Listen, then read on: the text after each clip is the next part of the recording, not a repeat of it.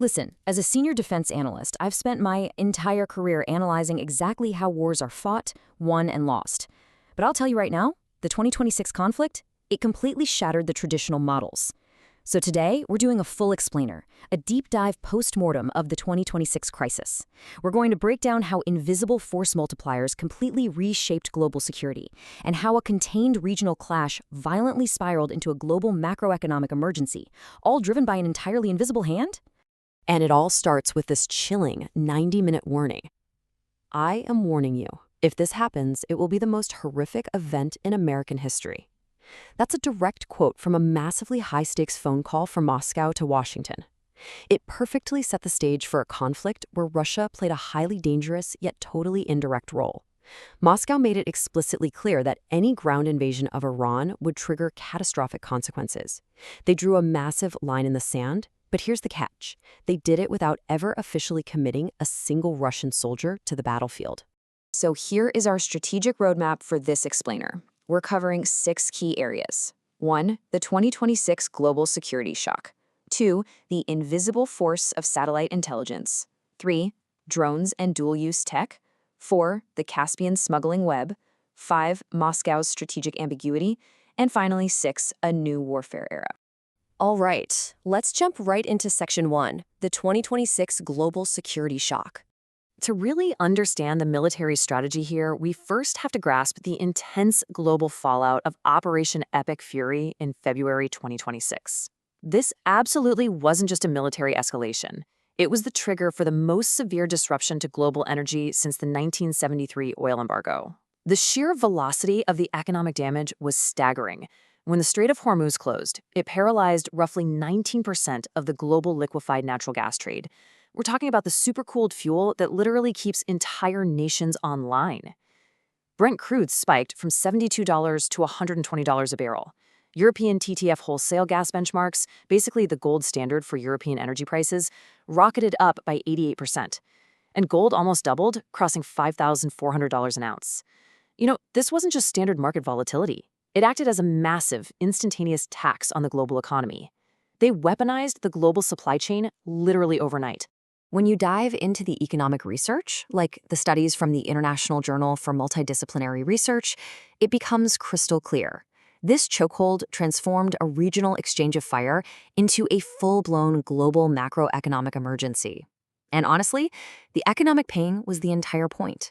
It was a brilliantly ruthless asymmetric strategy designed to force a ceasefire, not through winning battles on the ground, but through sheer global financial exhaustion.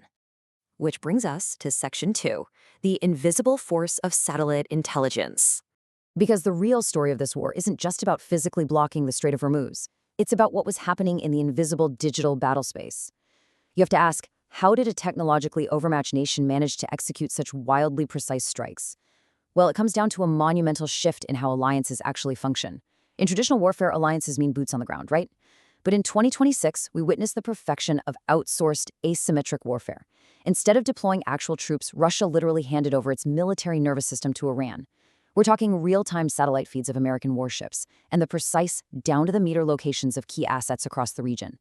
Think about it. Using this analogy, imagine watching a boxing match where one fighter is significantly smaller and entirely blindfolded. No chance, right? Now, imagine someone at ringside slips that blindfolded fighter a pair of high-tech glasses that provides a live, real-time X-ray of exactly where their opponent is about to step. That is exactly what Russian intelligence did. This data pipeline was the ultimate force multiplier. It allowed a technologically inferior force to punch way, way above its weight class with incredibly precise, evasive strikes. Let's move on to Section 3, drones and dual-use tech. So, pivoting from the software to the hardware, we need to talk about the massive influx of advanced weaponry flowing straight from Moscow to Tehran. Earlier in the conflict, Iran's long-range air defenses, like their S-300s, were completely decimated. They desperately needed a stopgap to survive. Enter the Russian Verba manpads. Iran inked a massive €495 million deal for these highly advanced shoulder-fired systems. They use a multispectral seeker, meaning they track heat, ultraviolet light, and essentially ignore standard defensive flares, and can hit targets up to 6 kilometers away. Now, are these going to shoot down a high-altitude stealth bomber? No, definitely not. But they absolutely wreak havoc on low-altitude operations, helicopter assaults, and critical search and rescue missions. And listen, this wasn't just some one-off back-alley arms sale. This pipeline included 500 Verba launch units, over 2,500 missiles, and a fleet of advanced Mi-28NE attack helicopters. But you know what the most lethal export was? Knowledge. Russia transferred deep, hard-won expertise straight from the drone battlefields of Ukraine, helping Iran rapidly refine its own uncrewed aerial systems. It was a total technology transfer. The goal? Rebuild Iran's defenses while systematically forcing Western forces to burn through their incredibly expensive, highly sophisticated conventional munitions just to swat down cheap drones. So how did they pull this off? Let's unpack that in Section 4, the Caspian smuggling web. It's the multi-billion-dollar question, right? How exactly did all these advanced weapons and components bypass one of the most heavily monitored sanctions regimes in human history? Well, the answer is geography. Russia and Iran essentially built a geopolitical dark web using the Caspian Sea. Here is how it worked. Step 1, Western dual-use components are illicitly routed into Russia. Step 2, they are assembled into weapons at massive facilities like Yelabuga in Tatarstan. Step 3, and this is the absolute critical bottleneck, they are loaded onto a shadow fleet. These are unmarked, uninsured vessels that kill their tracking transponders to vanish from the grid, sailing right across the Caspian Sea to the Iranian port of Bandar-e Anzali. Because the Caspian is a totally enclosed inland sea, it is 100% shielded from the U.S. Navy. It's a perfect closed-loop supply chain. And the lethal irony here is absolutely staggering. When investigators pulled apart the wreckage of one-way attack drones that literally forced the closure of airports in Dubai, what did they find? They were Iranian-designed, Russian-built models stamped with Cyrillic writing, but powered by Western dual-use technology.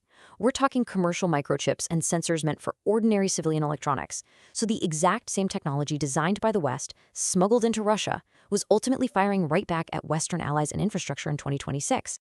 This leads us to a massive question in Section 5, Moscow's strategic ambiguity. This is a critical analytical juncture for us. We've seen the real-time intelligence sharing, we've tracked the weapons.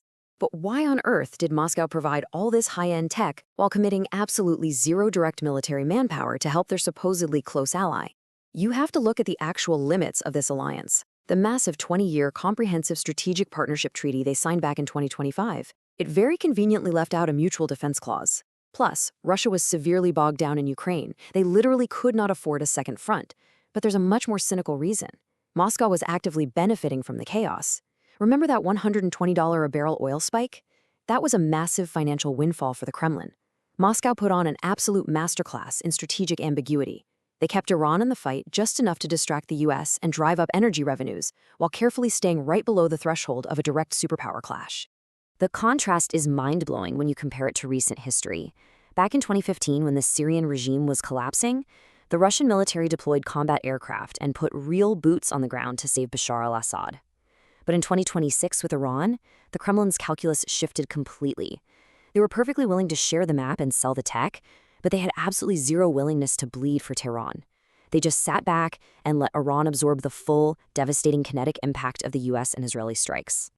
And finally, Section 6, a new warfare era. What we're witnessing here isn't just an isolated geopolitical event. We are looking at a fundamental, seismic shift in how global alliances operate under the immense stress of modern warfare. Just connect the dots on this timeline. In June 2025, a precursor 12-day war normalized direct state-on-state strikes. Fast forward to late February 2026, and Operation Epic Fury kicks off.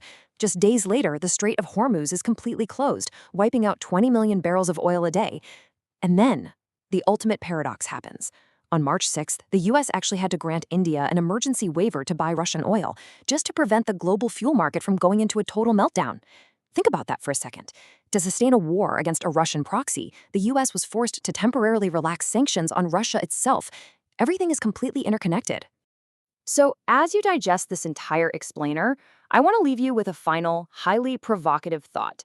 We have clearly entered an era defined by proxy tech pipelines, satellite warfare, and shadow fleets. In a world where great powers will happily share their radar screens but flat out refuse to share the trenches, does victory actually belong to the nation dropping the bombs or the one secretly selling the map? Keep questioning, keep analyzing the data, and thank you for joining me for this explainer.